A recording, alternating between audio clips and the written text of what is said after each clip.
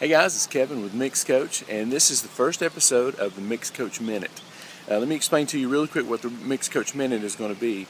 I find that I'm in my best element when I'm answering questions for people, friends of mine who, maybe someone comes and asks me a quick question, and I love to elaborate on what I know about it. Now, the questions that I'll give are not the university accepted answers, and it may not even be accepted by other engineers. It's strictly my opinion and what has worked for me, okay? So, anyway, I wanted to put a series together of MixCoach Minutes, or basically one-off questions for members and, other guys on YouTube, Facebook, and things like that. So, okay, so this is the first episode, and I want to let you know, too, that this is also being sponsored by a MixCoach member. If you want some real training with mixing, MixCoach member is the place to go.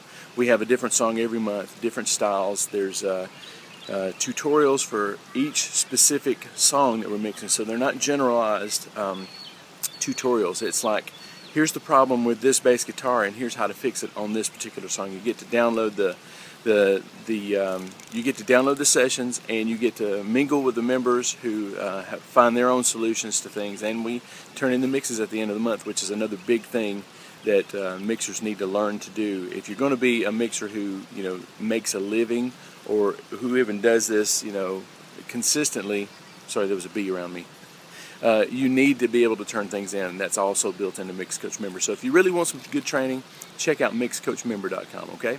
Okay, so let's go ahead and get to the first question. Andrew Lawrence, there's that bee again.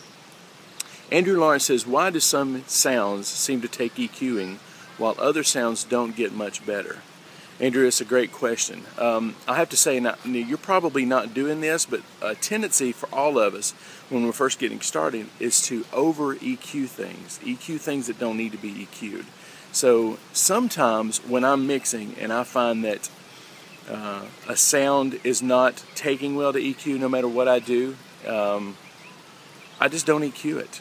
I mean, I know that's a simple question. It's probably not the answer you're looking for, but I find that most sounds, if they're recorded with a decent mic through a decent pre, which I don't know of any bad mics, well, I know bad mics, but bad mic pre's, and you're probably not using any bad mics. And a lot of the things that I record are not recorded through bad signal chains. Most of that stuff does not need to be EQ'd if it was mic'd properly, and I find that I get the most mileage out of filtering the low end out of it.